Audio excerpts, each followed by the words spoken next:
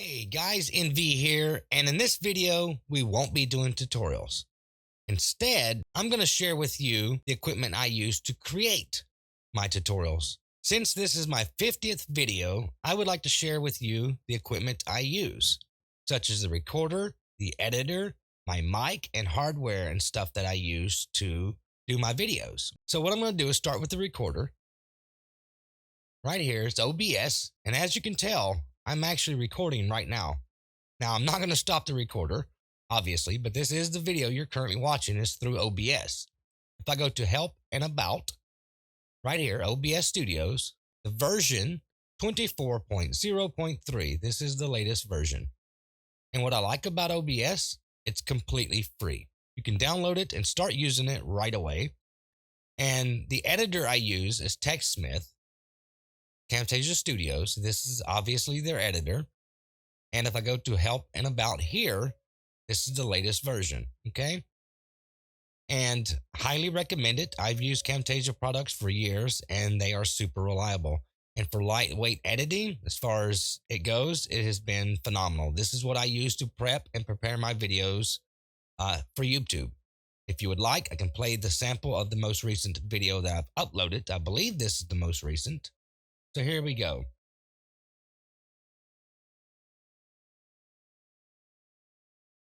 Hey guys, NV here, and in this video we're going to do another photo effect.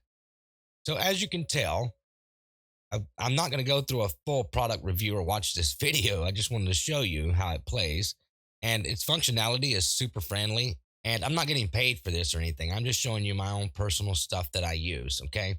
So that's the editor. Now, the mic I use is a Yeti Pro by Blue, and that's B-L-U-E, and it has the XLR feature. And the pop screen that I use is by Stedman. It's Pro Screen 101. Incredibly reliable. Again, it works well for what I do. And the hardware I use is a Focusrite audio interface, a 2i2 3rd gen. Highly recommend an audio interface versus a USB mic directly plugged into your computer. Reason being is because the quality of your audio file stays natural and high quality. Okay, it doesn't get reprocessed, and the quality is a whole lot more crisper. I would choose audio interface over just a USB mic any day of the week. So, and it's under $200, so super worth it.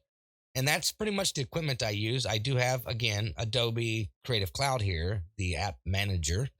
I have access to all of Adobe's applications here. I don't have pretty much most of them installed because I don't currently need them at the moment. If I did, they would be installed with these guys, okay? And obviously, I only have Photoshop, Illustrator, and Bridge installed. So that's pretty much my setup.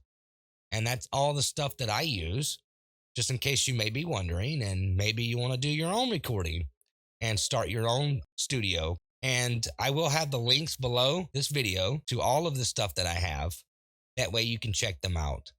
So for right now, I'm going to go ahead and wrap things up. And until next time, I will see you in another video.